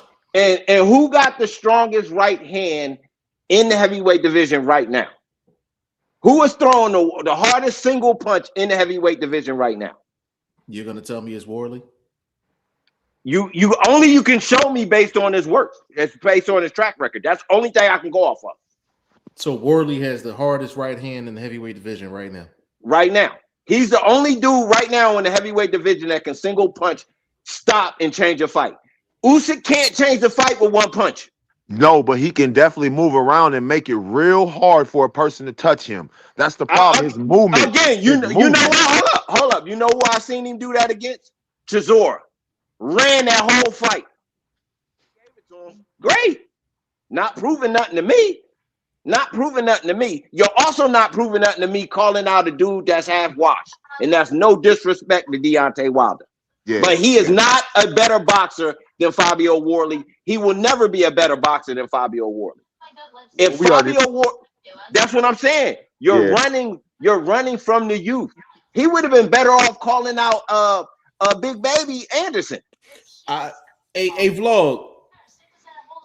I think I would prefer Usyk to fight a Fabio Worley over a Deontay Wilder. I'm with you on that. Yeah, I agree. But is it a duck? Is it a duck? Hold on. No, listen. On the surface, it looks like a duck. But for me, in this situation, I'm not saying Usyk did all of that because he's scared to hop in the ring with Fabio Worley. I think it's easy work for Usyk to be. Yeah. Bro, hey, that man got gray hairs. That man done been through some situations. He done got some rounds under him now, bro. We acting like he putting people out in 3. Stop. But Fabio Worley was losing his last 2 fights bad. Bro. Man. He had to get bailed out. Both fights. I don't really think. Is it a bailout? Hold on. Is it a bailout or was it timing? It was a bailout. Okay. Well, if the timing is right on, the bailout, it can happen in any fight. Why not with Usyk? The bondsman was at ringside for sure. It was definitely a bailout, man. For sure. Absolutely. But he bailed himself out with one punch. I listen, I'm with you. All I'm saying is if you put Usyk up against Worley, it's easy work. I like Worley. I'm not saying I dislike Worley. I just think that's easy work for Usyk. So why he dropped the belt? For easier work. Oh, hold up. He probably didn't want to pay that sanctioning fee. Hold up. It's the same scenario with Crawford. You drop the belt to take on the easier work. Same scenario. It's a duck. Same scenario. You drop the undisputed at 147 to take on an unproven 154 champ. It's the easier work. Same. It's a duck. Stop. Got more money. So you're saying it's a duck because he was afraid of the work? In both situations, they decided to take the easier fight, which allows them to save face to a certain extent. But if you're really looking at it, you didn't take on your mandatory. So, hey, vlog. Can I ask you something real quick? Yo, are you saying Boots beats Crawford? Yes. No. Hold on, Trey. Hold on, real quick before you jump in. Is he beating them at 47? He beating them at 47, 54, 60, 68. Yeah, you shoot space juice over there, my bro. Bro. Stop. All right, bro. He said you shooting space juice over there. Bro. You telling me Boots can't carry the weight? I'm saying we don't know. I'm saying it would have been a good fight at 147. But at 54 and 68, no, the physicality of Crawford is going to win him the fight. Boots not physical? Who you seen push Boots around the ring? When you've ever seen him pushed around? Oh, I'm trying to tell you, bro. I was in the camp. I seen Crawford, bro. His strength is different, bro. It's hidden strength. He got like that African strength, bro. I didn't see it again. Boots is just a normal guy. Hold up. What are you talking about? Now you're being disrespectful. That's disrespectful. Boots is not normal, Right, bro. Boot is nothing normal about that young cat right there. That young bull right there is the pinnacle when it comes to everything able to be done in that ring. There is and so is Crawford. the pinnacle. Crawford. But listen, here's where we have the favor. Boots is a younger, better version. I'll give you that. So that right there is the edge. That right there is the edge. Hey, Vlog, real quick, bro. Yes. I'm gonna tell you why I think Crawford. Because I said it. We've had this discussion in the past. Like probably over a year ago. Like I always said, Crawford would beat Boots, and it's only for one reason. I think physically they're comparable. All of that. The only reason I said Crawford would beat Boots is I've seen Crawford go through the process of putting his pride to the side and going through the process of doing whatever it takes to win a fight. I have not seen that from Boots. And it's because of lack of competition, guys ducking him. It's not his fault. It's not his fault. I don't know if Boots is capable of actually going into a fight like that and actually being disciplined for all 12. And I think it's the discipline is the reason. Okay. Okay. You know why you would have to say that discipline is there? Because you haven't seen it not there. So you know that discipline is there because you haven't seen it not there in or outside of the ring. He doesn't have him. I've seen Boots sloppy in a couple of fights. I've seen him sloppy in a couple of fights. Okay, so fighters don't play with their food from time to time. If you play with it too much, maybe you're not playing. What? Oh, see, you being disrespectful. Wow. Bro, there's a couple of fights. There's a couple of fights. There's a couple of fights where he gets lazy defensively. So you know what that you know what that shows me? Mm-hmm. That chin is granted. That chin granted. That chin granted. Not Vlog, but if this was another fighter doing this Vlog, if this was another fighter doing the same thing, you wouldn't say the same statement.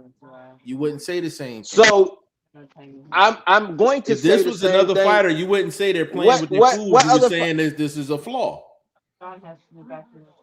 No, it's Boots playing with his food. He lying, G. He lying. Baby. Hold up, baby. Hold up, baby. This is what I'm trying to get y'all to understand, bro. Y'all not understanding.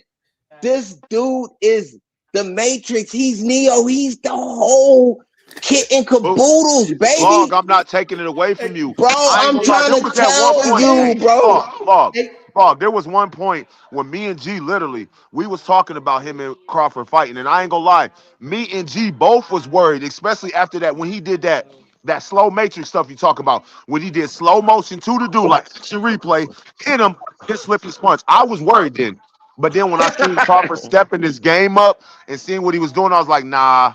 He ain't got it. He was just hot. He was hot at that time. He was coming up. And hold on. Can I ask all three of y'all a question, yo? Yeah. If Boots doesn't get the Virgil Ortiz fight next, who do you want to see Boots fight next? If it's not Virgil Ortiz, somebody with a belt. It got to be Fendora or the other champions. It got to be a champion. He deserves a title shot. I'm gonna tell you this. He gonna have to take another cupcake just to keep the blood flowing, and wait for a Abbas Zayas winner. Cause Top Rank is shopping they guys. They, obviously they just try to make sure they fighter can stay active. They ain't got no platform. I don't think they're gonna hold back or ask for too much. Cause I think Zaire Zandes can win that fight against Abbas. He got too much time off, even though he got some hands. But I think he might be a little bit rusty. Hey, Vlog. So after the soft touch to keep the blood flowing, like who would you want to see Boots against? I'm trying to tell you, the winner between Abbas and Zayas, And that's gonna be okay, and Xander that's Zayas. gonna be Okay. that's gonna be fair. unification. So he's Okay. gonna grab 2 belts at once. Okay. Legend. Who would you want to see Boots fight if it's not Virgil Ortiz next? It's a tough question for me, man. You got Fundora and Thurman trying to get their rematch thing going. You know, they're a future date or whatever. Backham's got a fight coming up with Josh Kelly, right? That's gonna be a good fight too.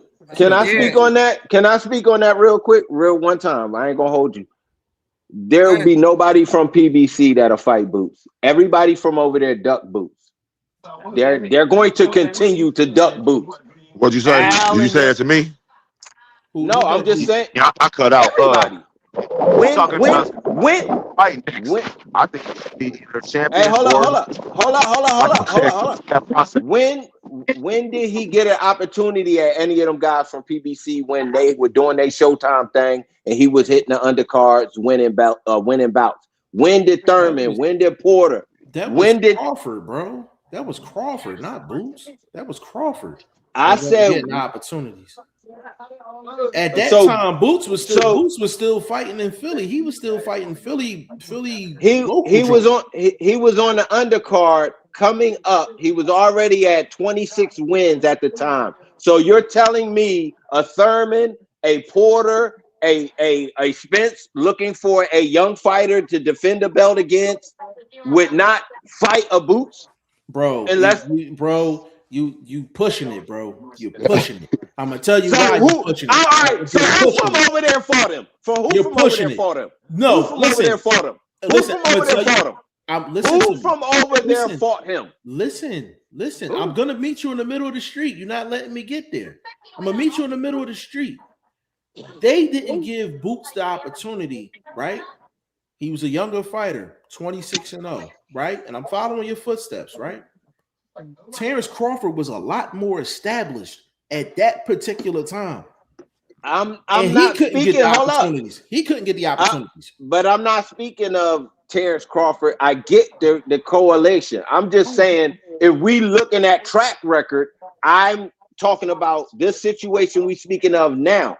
I doubt if he gets a look from the Fundora Thurman winner. I doubt honestly that he gets a look based on track record. If this was a different situation, I would agree with you. But PBC doesn't have a network deal outside of Amazon, right? They don't have a home, right? That's technically a home. But they've only fought one fight on Amazon, bro. Again, we're not saying it's working, but they kind of have a base where they can kind of be hardball. A vlog, that's an Airbnb, bro. That ain't no home, bro. That Amazon deal is not a home. That's an Airbnb, bro. The circumstances is just different. I agree with you from back then because PBC weren't doing no business with anyone that wasn't PBC. I got you. I'm with you 100%. But right now, I think them PBC guys, they starving, bro. They starving. So you think they'll serve up? I think they'll serve up Thurman. But if Fundora wins, which I anticipate him winning, that they'll serve up Fundora to Boots. I think Fundora will fight Boots. I think he would. Yeah, I think he would. Think? The money, right? What do you think? I think so. I mean, probably.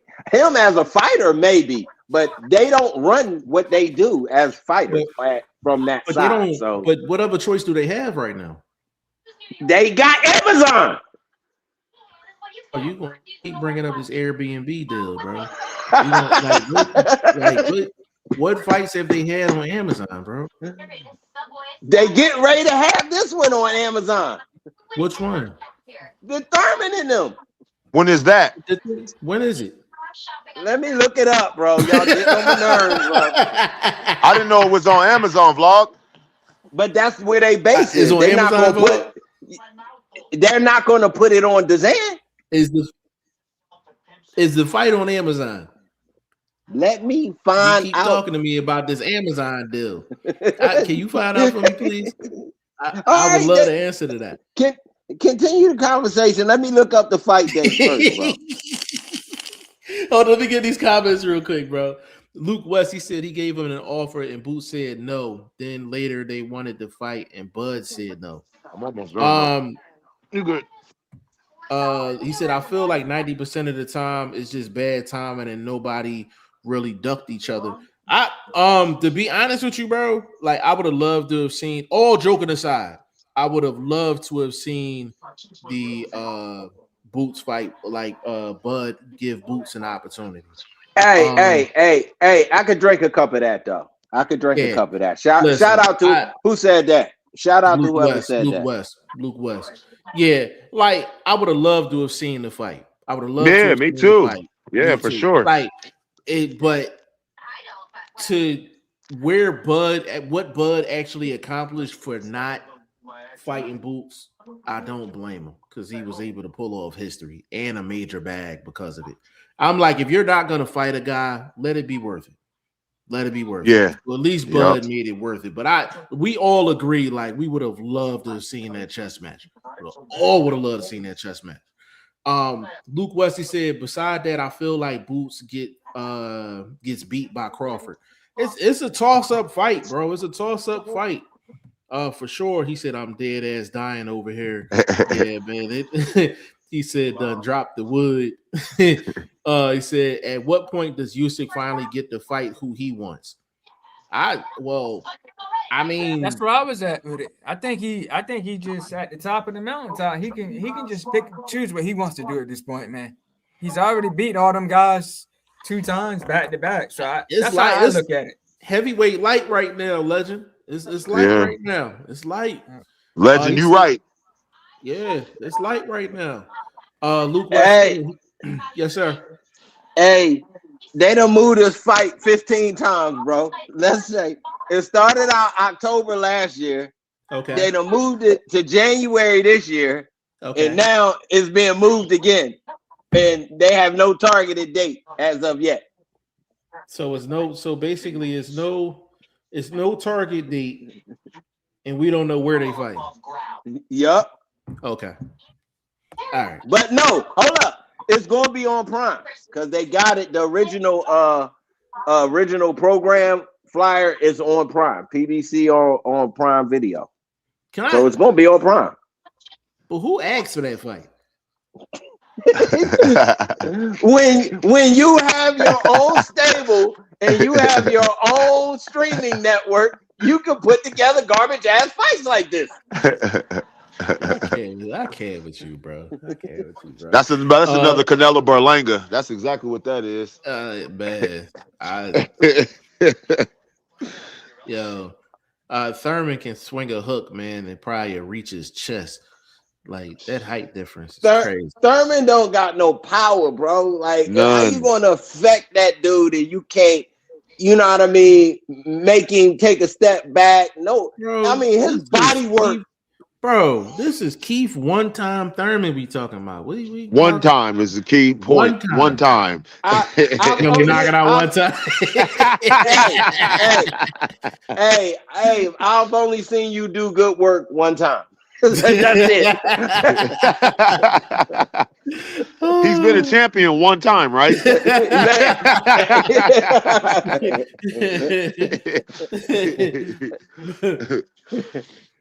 Oh, that's funny. Luke West said he fought Dubois twice, Fury twice, AJ twice. No, for sure. So hold up real quick. That's the gauntlet, huh? That's that gauntlet. Unfortunately, yeah, that is the gauntlet. Unfortunately, no, he didn't fight Okoli. He didn't fight. He said he didn't fight Worley. No, he didn't fight Worley. He didn't fight Martin Okoli. Bacoli, he didn't fight Jared Anderson, and Anderson was popping. Beat all them guys, bro. No, what I'm saying is, all right, but he didn't fight them, is what I'm saying. He doubled down on guys. He doubled down on guys he already beat, bro. 3 guys in the division, though. At that time, those are the top 3 guys. All right, now there's another top guy, and he just ducked him.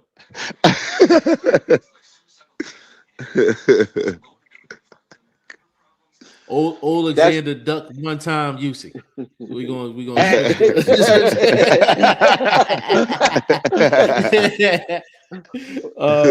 he said, I don't know. See, there's always more than one side to the story, bro. Saying Usyk ducks after Usyk has fought everybody we asked him to, bro. That's why I said, but he hasn't. He hasn't. He fought 3 people twice. That's not 3 fighting top guys twice though. What top guys, bro? If you already beat them, they're not top guys anymore. Well, they didn't become. Well, now they're not top guys because he done beat them. He done beat them. Yes, from the very first time, not the second time, bro. So, okay, okay. Can Wardley beat any of them 3 fighters? Can Wardley beat any one of them 3 fighters? Yep. They are. Who gonna beat? He could beat Dubois because we know Dubois. He powdery soft. He powdery soft. We know AJ ain't got no whiskers. You know what I mean? That's a one time. And he can outwork Fury. I gotta get through the rest of these comments, bro. You gotta be fucking cracking up over here, bro. He said, yeah, Parker had it until he didn't. Yeah, one punch and Usyk will land like 50. He said, I fuck with Anderson. I want to see Anderson versus Atama or Richard Torres Jr. There's a lot of it's Luke West. There's a lot of good fights to be made at heavyweight. It's a lot of good fights to be made. And Sanchez got a fight coming up. Yeah, they got a fight coming up too. Hold up, bro. Y'all not even talking about the Germans over there. That it's a couple Germans over there. They got the Croatian boy that just went over there and bought one of their dudes. That's competition right there. They got him ranked at in WBA. I think they said that victory moved him up to a number 1 contender. And he went in dude backyard and damn near killed him. But they were stopping all the other fights on that card, but they didn't stop that one. Yeah. That was a wild card, bro. Y'all should take a look at that one. That German heavyweight card. They had to find it. They had to find it too, though. No, it'll pop. It'll pop up on YouTube. It's easy, bro. It's it was on Dezan. You know, Dezan got all the cards. Okay, I got you. He said Boots told Crawford no to why isn't that a duck? I guess that's the you vlog. He said Boots told Crawford no, so why is that not a duck? When did Boots tell Crawford no? Hold on. I gotta get to this one. I'm trying to figure that out. He said, well, so what have we learned? He is a big Boots fan. Yes, vlog is the biggest Jerron Boots Ennis fan for sure. No, I'm a fan of the elite boxing. I'm a strategist. I love what you can do in the ring. I don't know the man outside the ring. He from my part of town. I'm an uptown boy. You dig. That being said, that's all cool, well and said. The boy got skills, bro. I don't think there's nobody in the sport outside of a younger version of Usyk that's able to do what he's currently doing in the ring. We've seen Boots. We've seen Bud periodically do it, but a lot of his fights look so easy. The Porter win, the Spence win. It's like, really, did we see the elite Bud? Hold on. That's what I'm saying. Level of competition. We could say the same thing about Boots, but Boots is so good at beating that level of competition. It's just like, bro, it's like a master painter at work. Oh my gosh. Oh my gosh. Hey, bro. let me get through the rest of these. Luke West said, why better? LOL. Boots don't move as well as Bud. Thank you. Adjustments. Crawford is on the Andre Ward mentality. He gonna be whatever he need to be in order to win. I actually agree with that statement. He said, yes, Boots is way easier to hit than Bud. That's not up for debate either. He loves Boots. They family. Let me see. Jay Will said, great live. Yeah, this one cooking tonight. I ain't even gonna lie. He said, once upon a time, Caballero fight will come up on YouTube. It was only 3 rounds. I Yeah, seen I'm the a fight. I enjoyed it. No, Watch last no, hold up, bro. Let me get in there real quick. They must practice dirty boxing over there. Because that boy Caballero pulled old boy head down about 8 to 9 times to get that knockout, bro. And when I tell you the ref did or said nothing about that shit, I was like, God damn, bro, this dirty boxing must be something that they work on over there in Europe, bro, because I've been seeing a lot of it lately. And it happened in that Caballero fight. He a good dude. He got the victory. You know what I mean? And he should have, because that guy he fought really wasn't. You know what I mean? He wasn't that good. He started off okay, but he fell off. But all in all, the card was all right. It was a weird card because they had the young Cuban boy Herrera on that card, and he even had a crazy ass fight. So that fight card was very entertaining, all in all. And it's a sneaky little Croatian heavyweight that y'all gotta keep your eyes on. How to pronounce his name is right. I'm not gonna jack it up. So once y'all look it up, y'all see who I'm talking about. Hey yo, did that Croatian fight under Salvation Promotions, bro?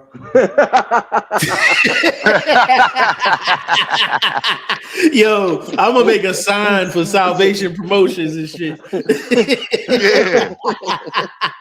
He blew me when he said that. I was like, hold on. That ain't even a promotion. What up? What's going on here? Oh man, yo, and listen, Intrigue, you smart as hell because I didn't even know he was trying to say Selena Promotions. I was I was just lost. Like, yeah. I'm like, hold on, what we got going on here, man? What's Salvation? Hey, yeah. I was trying to get it out. I was close though. I was in the ballpark. I was gonna call the motherfucker Salvatore in them, but you know what I mean. I didn't want to go there like that, so I had to get something out. You know what I mean? I had to get something out. That is hilarious, bro. The Caballero fight, I definitely gotta check that out for sure. I'll probably check that out tonight, man. But hey, man, we go close this thing out. To be honest with you, like the actual topic of the show, that's why I said at the beginning, I'm like, I didn't know where this show was going to go, but this might have been the most lit one out of the 10. I ain't even gonna lie, bro. Like this one. This episode, it's a lot being covered too, man. It's a lot being covered. About the news, man. Yeah, that's came out in the recent. Like I'm gonna just start out. Effie Ajagba and Charles Martin got a fight next month. I did see that. I did see that. Oh, Moses is off the card. He got an injury. So Edema ain't fighting. Against Jermaine Franklin. So that's not a good look. Yeah, didn't they get rid of the whole card though? Didn't they reschedule the whole card? I just heard that fight was postponed. I think they rescheduled the entire card. I think they moved it to March. Oh, that's terrible. They rescheduled the whole card. Oh, I'm gonna have to look that one up. I like that. Yeah, March 28th. That Ajagba fight. I like that Ajagba in Charles Martin fight. Charles Martin. I like that fight. I like that fight. It's a good one. They both can punch. Yeah. Ajagba is probably the bigger puncher, but they both can punch. Yeah, that's a good fight, bro. That's a good fight. I think it favors Ajagba because through his losses, I think he's learned how to take punches a lot better. So his wear and tear is a lot more up to par when it comes to fighting guys that can bang like Martin. Because Martin he's awkward, but he's a very natural puncher. That's gonna be a good fight, bro. Where that fight happening at? Where that fight happening at? It just got scheduled, so I mean, as far as getting signed, I don't think they came out with official like card and everything just yet, or lined it up for us. I mean, like what network though? That's gonna be on UFC Apex in Las Vegas, but it said something weird. They're gonna be on a UFC boxing or something like that. It says Zaffa boxing. Zaffa. Yeah, they gonna be. Oh, that's the Zuffa brothers. That's the boys that used to own the UFC. Oh, okay. So because they're getting in the boxing. That's where they started at UFC. They're getting in the boxing. That's what it is. Yep. They're gonna make more money in boxing anyways. Hey, they got a Paramount deal. Oh, got for a real? Nice. yeah, they do got So a they Paramount deal. so Listen, until I see some fights on Paramount and Amazon, man. Like I know they putting these deals together, man. I need to start seeing like actual fight cards on these networks, man, because because they're right making now deals. They're making Netflix deals got with them beat. networks. Yeah, but Yeah, but they're making deals with networks that are not known for boxing. That Netflix is coming through in the clutch. They coming through in the clutch, and I think that's why they're gonna do more.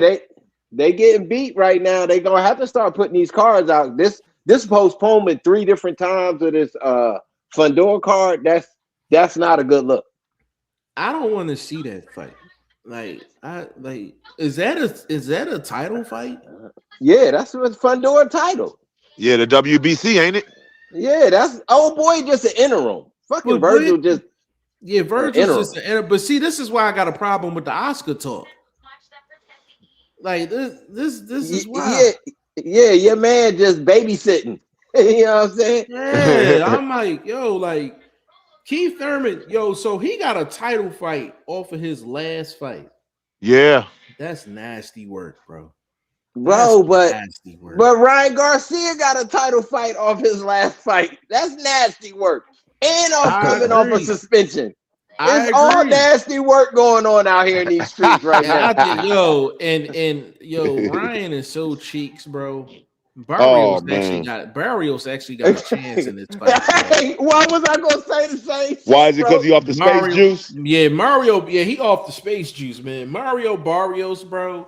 He got a chance to win this fight, bro. He got a chance to win this fight. You know why? You know why? Why? Because he can actually box a little bit. You don't even just believe that. No. Hold on. Feel me. Did he box a little bit against Tank? I think his boxing allowed him to last as long as he did. He was able to kind of. But it's different. I know. We got to only go off of what we know. The evidence, the physical evidence. He showed me a little ability to kind of work through some dangerous situations, and we know Ryan ain't no closer like that. He's a guy that. How long ago was that Tank fight? How long ago was that Tank fight? It was a few years, about 4 years ago. I'm just saying that he also boxed against Pacquiao. Pacquiao was stalking him the whole fight. But he looked horrible against Pacquiao. He looked trash, bro. He looked trash. Horrible.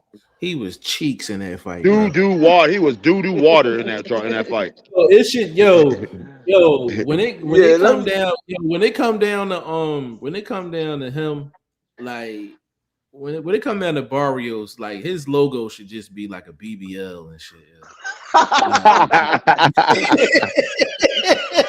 He is cheeks, bro. All cheeks. He is cheeks, bro. He's had the belt for like 2 years and hasn't won a fight.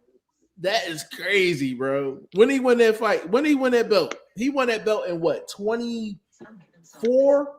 He won that belt in 24. Didn't he beat the bald head boy for that shit? A legend. Didn't he win that fight in 24, bro? Yeah, I think he beat Ugas. Didn't he beat Ugas for that? I want to say yeah, but bro, it's so crazy. Listen, he has been a champion with 2 title defenses and don't have a win. It's crazy. Dang, that's crazy. That's crazy. That's absolutely crazy. Hold on, somebody else jumped in here, man. We game all night in the building. Big shout out to you, family. He said Barrios reaches in too much with punches, especially to the body. He's gonna catch a mean hook from Ryan. I can actually see that happening. It's just how much steam is gonna be on that hook.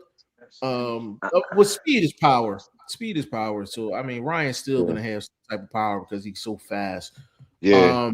He said if old Pac-Man can keep up, fast Ryan is gonna give him issues.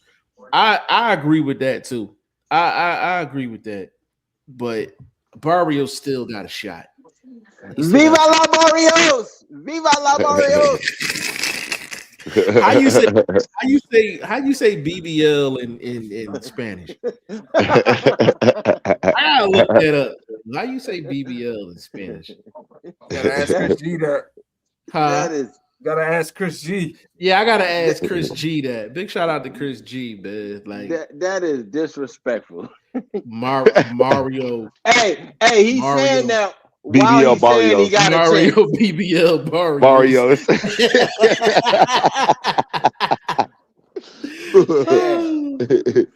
Y'all ain't shit. Man, let Mario, me get on up out of here, bro. Mario Cheeks. Hold on, let me give you a proper exit. Mario Cheeks Barrios. He is trash. Yo, but hey, listen, man, this has basically been a 2-hour stream, man. Like this has been my favorite one out of the 10. I'm not even gonna sit up here and lie.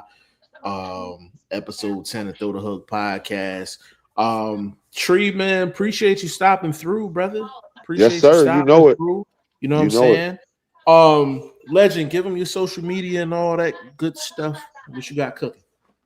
Yeah, man. Y'all can find me on Facebook, Todd Finney, man. Podcast in this corner. Instagram, The Legend 3247. All right. A vlog, give them your social media and all that. And what you got cooking? Man, I am on the gram at boxing, the #1 ST vlog. I'm on Threads. Check me out on YouTube. I'm posting my numbers videos, giving y'all the odds on these upcoming fights, trying to help y'all pick some winners, and doing my breakdown and the prediction videos on the tube. So we back 2026. We in the mix, man. Absolutely, man. Y'all can find me all over the place, man. Instagram, Facebook, X, YouTube, Kick, G5 Jeff TV, all over the place, man. This is episode 10 of Throw the Hook podcast. I'm gonna have some extreme fun coming up with clips for this joint. I'm probably gonna come out with about 10 clips of this goddamn show. This joint was absolutely lit. I think we back Thursday. Let's lock in Thursday. Yeah, because we got that Australian card we could definitely talk about. That's a nice little card they got cracking down there. Yeah, we got a lot to talk about. There's some fights going down on the 17th, man. We still got to cover the fights on the 24th and on the 31st. Teofimo Lopez, Shakur Stevenson, that whole undercard. We got a lot to cover. So we will see y'all Thursday at 6:30 p.m. I'll put the post out. So on behalf of Tree James, Boxing First Vlog, and Ty Finney, the legend, man, it's your boy G5 Jeff TV, aka G5, aka 5, aka the Guru. Episode 10, Throw the Hook podcast, man. This was a good one. We out. Peace. Legend, I'm gonna hit your phone up, bro. Okay. All right. All right.